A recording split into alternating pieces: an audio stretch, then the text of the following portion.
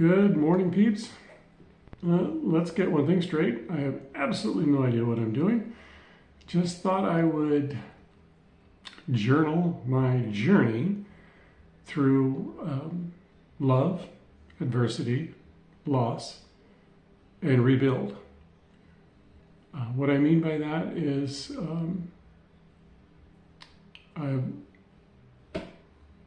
it's still difficult to talk about, but I am still grieving the loss of my wife from December of 2024, who, and that's part of the adversity, but she was also the greatest love ever. And it's very, very difficult. Hopefully this video series is not a downer. It is more along the lines of something that can be positive, maybe even grab a little nugget here and there that helps you along your way, depending on what you're going through. So at the adversity, I have been through multiple surgeries, all abdominal, related to that barred mesh thing where, anyway, horrible surgeries. And that's been over the last, say, 5 years, 4 years. Where my body's been trying to kill me. And I keep bouncing back. A lot of that was the support of my wife. But that also left me with something called surgically induced dysautonomia. Say that 3 times real fast. That is a disease that where the brain can't communicate with the nerves in your body, and therefore doesn't control your breathing, your heart rate, your body temperature, almost any function in your body doesn't work right. Not that mine never did in the first place, let's be honest. But it makes things very difficult, especially when it comes to energy and stamina.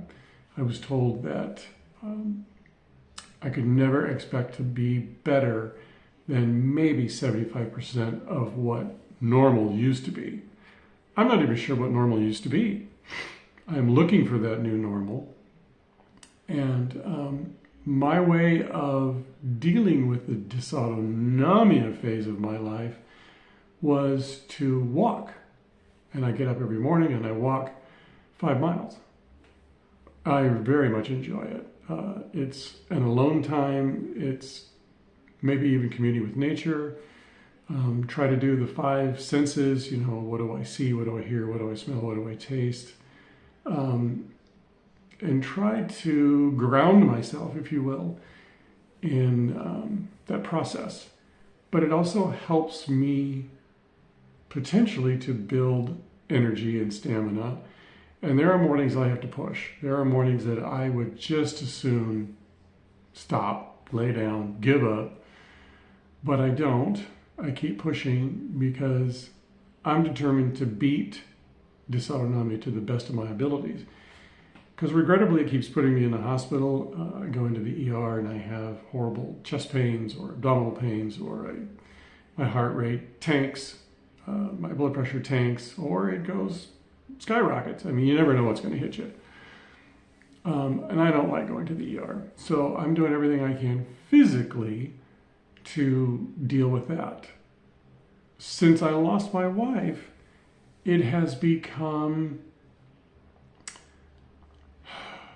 a different adventure in this physical fit phenomenon that I have found is become my release, my way of finding just a hint of joy,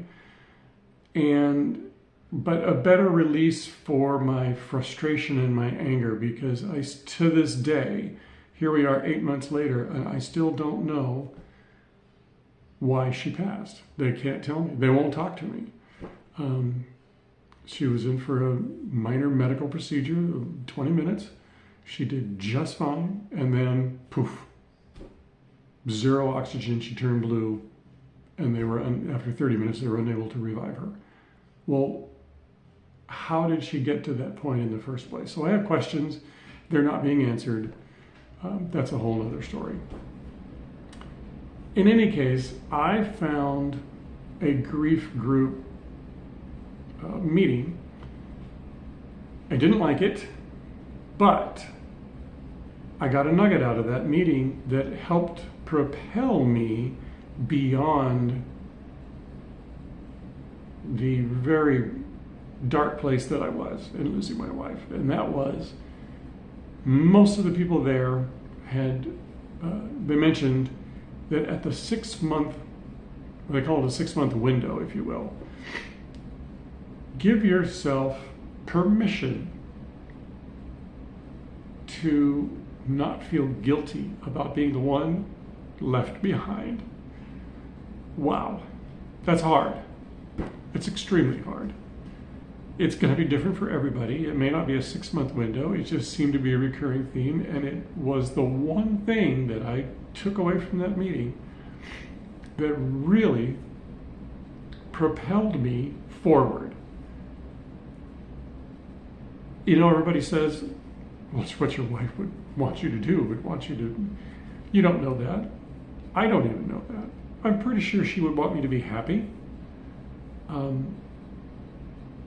But dealing with what happened is a very personal thing. And it is so different from everybody. I can't tell you what you're experiencing. You can't say, oh, I understand what you're going through. No, you don't. Let's all be honest about this. This is just, you can't just say, I understand. You can empathize if you've been through tragedy like this. And the loss could be a child, a sibling, a parent, a loved one of any kind, a best friend. But finding what motivates you is the most important part, and that's what I'm hoping this series is going to be, is helping you, through my ridiculous antics, find that nugget that propels you. I have become obsessed with physical fitness, eating well, and cycling now, which at 67, who would have thought that I would find cycling and be over the moon thrilled about doing it? Although I did a ride last night that was quite horrible. My fault. It was 107 degrees. It was only a 10-mile round trip, but there were several 5% grades uphill. I am not there yet. I have ridden as much as 24 miles, but it's on fairly smooth and fairly flat paved or cement bike paths. That's my jam. That's my mojo. Anyway, I'm absolutely thrilled with the progress that I have made. However, I think I get better energy and better stamina. And of course, the energy is what propels you. The stamina is what gives you the energy to keep going. This morning I had neither. And the 5-mile walk was extremely difficult for the first 3 miles. And I didn't think I was going to even make it. But I was persistent. And that's the key. You've got to be persistent. You have to push beyond what your body is saying, you know, I'm about to send you to the hospital. Unfortunately, you really have to be very cautious about that, because your body will send you to the hospital if it needs to shut you down. So I walk a very thin line. I apologize, I seem to have some kind of sinus thing going on this morning. Plus I'm sad, I'm missing my wife today. Anyway, you really have to be careful in walking the line, and please don't take anything I say with anything more than a grain of salt, because I am not an expert. I am just telling you what is working for me at this moment in time in my life. And I really hope that you can find something that works for you. I hope to share food products.